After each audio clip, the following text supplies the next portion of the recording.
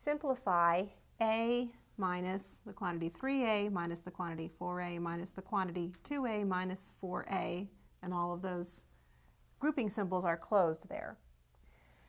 To do this, we need to work from the inside out and work carefully, making sure every time we change something in here, we copy the rest of the expression.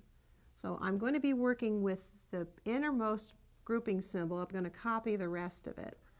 A minus 3a minus 4a minus, and now 2a minus 4a is negative 2a.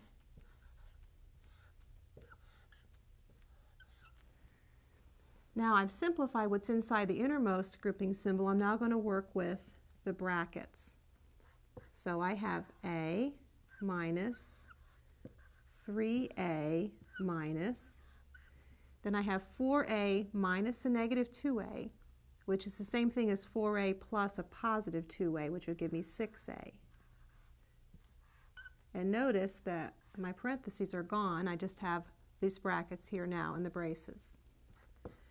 So I have a minus, and now I can work in my last really set of grouping symbols. 3a minus 6a is negative 3a.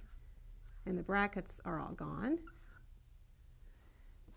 Now I have a minus a negative 3a, which is a plus a positive 3a, which gives me 4a. And if I work from the inside out, I can simplify this expression as 4a.